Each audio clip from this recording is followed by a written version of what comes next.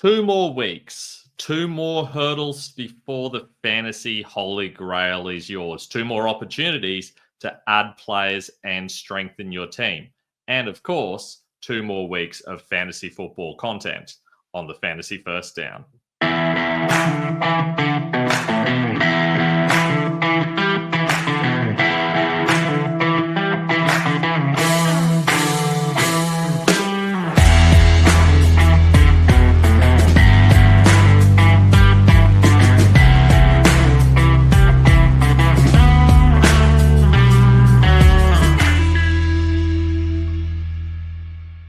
I'm Ben Wasley. Welcome to the Fantasy First Down, and welcome to week 16 of the fantasy football season. If you're still listening, that's probably great news. It probably means you're only 2 wins away from that fantasy title, but there's still a lot of hard work to do before we get there. If you haven't already, it would be great if you could like and subscribe on YouTube. And if you've got any pressing questions, please make sure you either stick them in the comments or you can message me on Instagram at the Fantasy First Down. That's where I usually get to the questions first, or on Twitter at fantasy first down with no O. You can also check out my articles at football.rasball.com, and in the coming days, my rankings will be out at ffdfantasyfootball.com.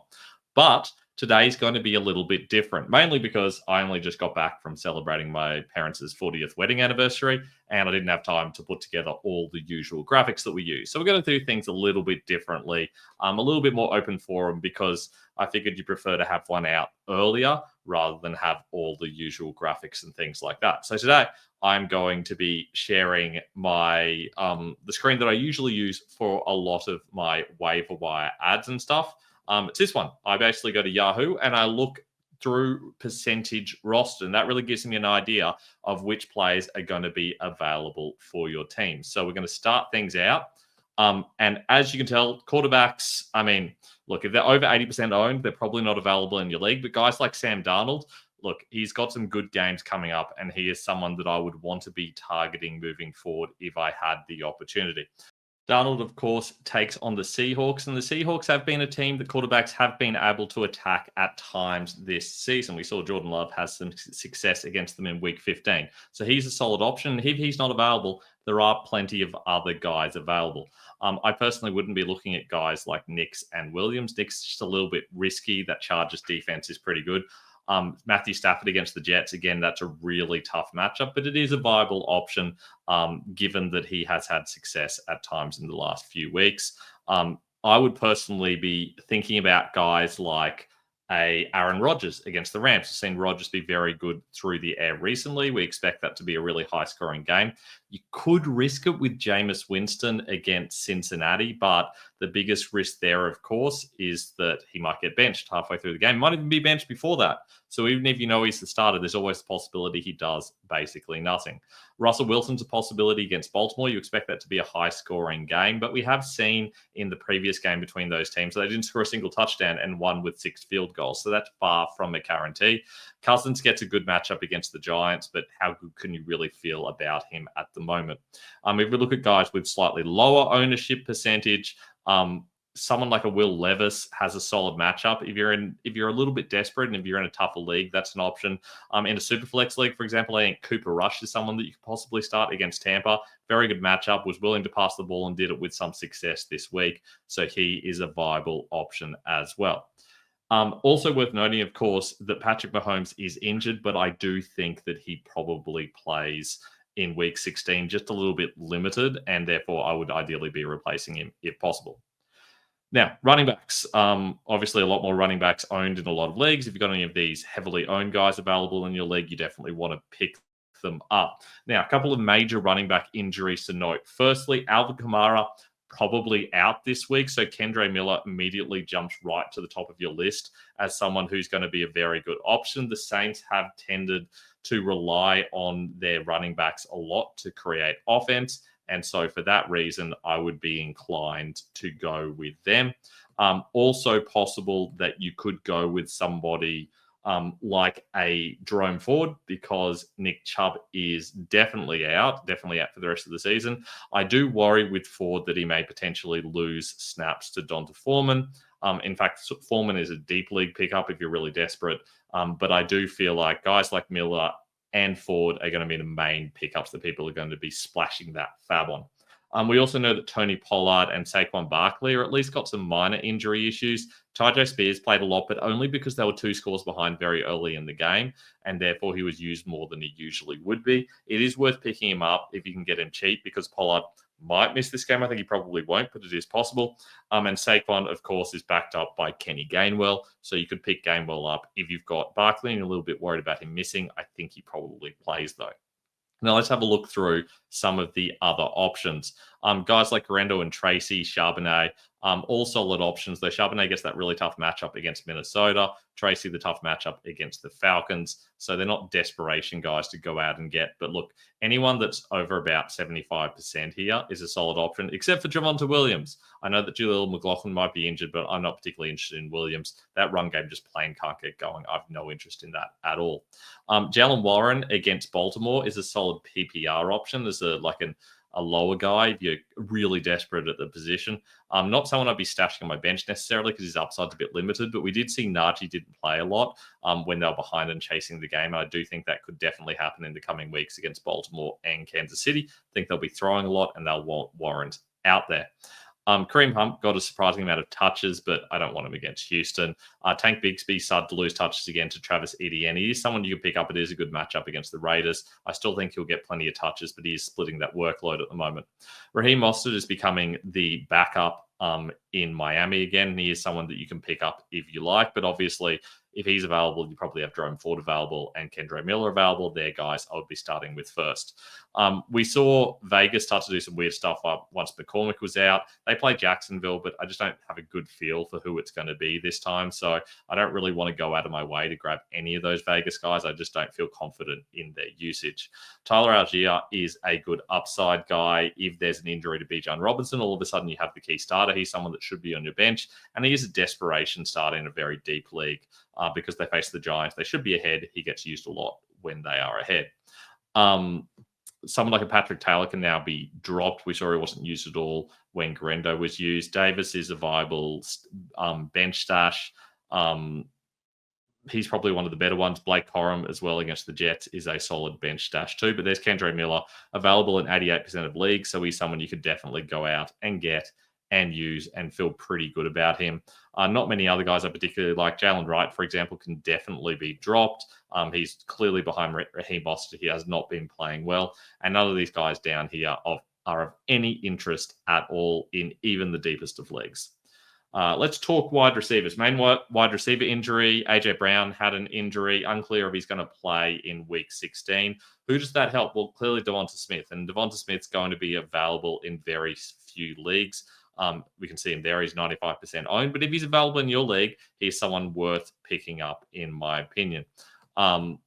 Also an injury potentially to Jalen Waddle. We don't know if he's going to miss. I think it's probably Washington that kind of steps up into that role. And we see a little bit of Craycraft as the wide receiver 3. I don't think either of those guys are going to be particularly useful. I think it's going to be more Jonnu Smith, more Tyreek Hill, and more of the running backs. Now, as I always say, anyone above 80% is probably owned in your league unless it's very shallow. Juwan Jennings gets that tough matchup, but I still think he's getting enough volume that he's worth picking up. Jerry Jeudy's still somehow available in 20% of leagues. He gets Cincy. That's a great matchup. Dan Moody was very quiet, but I do think that he should bounce back against the Giants. He's a solid option. Interesting thing about Xavier Worthy is that he finally started to play starter snaps. He's the only one. It's only been Travis Kelce playing starter snaps up to this point. And now Worthy started to actually get up towards 80% snaps, and that makes him more useful, more worthy of being in your team. You could say he gets a great matchup against Houston. He is a solid waiver add. I also think Josh Downs could be good towards the end of the season. Not the greatest matchup in week 16, but longer term, he could be useful. Hard to trust Rome Odunze in general, even though he gets a great matchup against Detroit. Adam Thielen, just getting so much volume at the moment. It's not a great matchup against Arizona, but he's a good pickup, especially in a PPR. Christian Watson, not quite getting enough snaps. We did see Romeo Dobbs just ease back in, and that means Dontavian Wicks took some of his snaps and took some of Watson's snaps. It is a good matchup against New Orleans, but I don't really like the way I saw them being used, but he is like a desperation ad, I think. Romeo Dobbs, I think, is probably the guy you want from Green Bay. Obviously scored a couple of touchdowns. I think he's going to get full snaps next week. In that good matchup, he is someone that's definitely worth adding if he's available in your league, and he is available in over half of leagues, amazingly. Cedric Tillman, one worth mentioning, assuming he's healthy, gets that good matchup against Cincinnati, is available in 2/3 of leagues. I like him as an option. Rashad Bateman starting to go back to starting snaps after being injured for a little bit.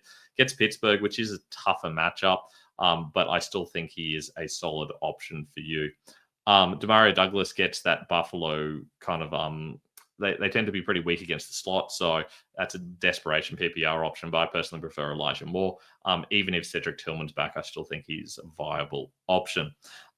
Plenty of lower bench guys. Brandon Cooks gets a good matchup against the Bucks in a very deep league. He's a solid pickup. I think he could be useful to you because he has taken over as the wide receiver 2 there. It was temporarily Jalen Tolbert, who we can see there, but it has now gone back to being Cooks.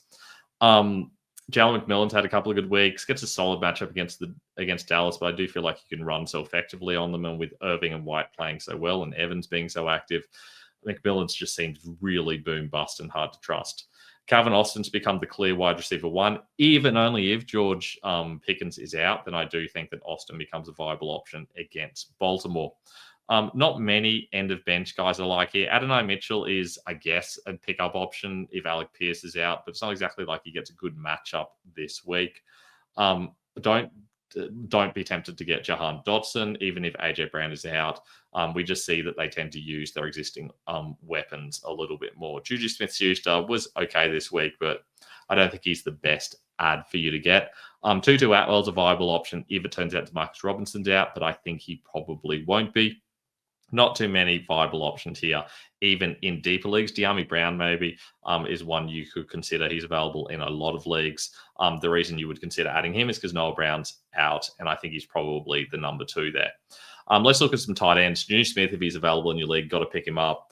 Kate Otten, kind of okay option. Jake Ferguson, I hope for more last week in a good matchup. Gets another good matchup against Tampa, but very hard to trust. Dalton Kincaid, they're going to be winning those games. You see a lot more knocks when they're winning, so I don't like Kincaid. Tucker Kraft was disappointing, but I still think he's a solid pickup. Same thing with Pat Fryermuth, especially with Pickens out. Both of those guys are viable options. Evan Ingram, obviously going to IR. That really helped Brenton Strange. He basically takes over those snaps. He is my favorite ad for this week. Really love Brenton Strange. He'll be available in most leagues. Dalton Schultz gets one of the best tight end matchups in KC. That's an okay option, but realistically, Schultz is going to be available. Sorry, if Schultz is available, then Strange is going to be available. So I would be targeting Strange if I could. Stone Smart, also viable option if Will Disley is still out. If Disley's back, there is a little bit of a worry that they might share those snaps. Noah Gray's been someone I've been talking about stashing, but you've only got 1 week left for Kelsey to get injured. I think the odds of that are pretty low. Juwan Johnson didn't do too much with Taysom Hill out, but look, he's still a red zone threat as we saw, so he is a viable option there. Grant Calcaterra is kind of like a desperation option now that AJ Brown might be out. Potentially he gets a few more looks. I talked about Stone Smart already. Chico Conquo started to get a lot of touches, but it was all a little bit fluky. He wasn't actually playing that many snaps, and he started to lose it when Will Levis wasn't playing. They started to see a lot more Josh Wiley. Speculation from Nathan Yankee that potentially that was because Mason Rudolph plays a lot more with Josh Wiley because they're both second-team guys. Whether that's true or not, I don't really want either of those guys. Don't want the Carolina guys now that they're splitting snaps. There's Brenton Strange, 2% owned, definitely a good pickup. And if Zach Ertz is out, I think Ben Sinnett's probably the guy. Not as exciting an ad as Strange, but still a viable option. Kickers and DSTs. Look, Kaimi Fairbairn's always a good option, very accurate kicker. Love Chris Boswell. Baltimore give away a lot of field goals. We saw him kick 6 against Baltimore last time these two teams played. He's probably going to be pretty high on my list. I think Jake Bates will be up there because Chicago's defense is enough to stop that very good Detroit team from scoring. So I think he'll be a viable option. Jake Moody against Miami. Miami tends to concede plenty of points against kickers. That's a viable option for you as well, but a slightly lower option too. Obviously, I always say that you've got to target the guy against Carolina when you're talking about kickers. Unfortunately, in this case, this is Chad Ryland. He's available in a lot of leagues. I feel like he will probably end up in my top 10 because of the matchup. He is a solid option for you if you need someone in a very deep league. Finally, let's talk about defenses. And most of these guys aren't going to be available in your leagues, and a lot of them have tough matchups. Minnesota's obviously a team to target. Wouldn't mind targeting the Texans if Mahomes is out. I feel like that increases the chances of him being useful, but I much more prefer a San Francisco against Miami, a Buffalo against New England. They're good options. Detroit against Chicago is a very good matchup. I think you're probably going to get some success with Green Bay against New Orleans, assuming Derek Carr is out. That's a viable option. Tampa against Dallas is risky, but there is some upside there. Cincinnati against Cleveland is a very good option. I like them a lot. Also, anyone playing Tennessee is a good option. So Indianapolis becomes viable. And even Tennessee against Indy is not crazy, but I prefer Indy against Tennessee that way around. And potentially Jacksonville against Vegas, who is just generally really struggling. And that's all we've got for the simplified waiver wire show for week 16. I hope you enjoyed it. We'll probably go back to the normal structure next week. But hey, if you like this, let me know. Maybe we'll keep it this way in the future. Let me know in the comments if you particularly like this change or if you particularly hated it and never want to see it again. If you want to see more from me this week, we'll go back to most of the normal stuff with streamers and stashes later this week. And then, of course, the Start Sit show on Saturday. Please like and subscribe, and also message me either in the comments or on Instagram at the Fantasy First Down or Twitter at Fantasy First Down with no O. I look forward to catching you guys later on in the week.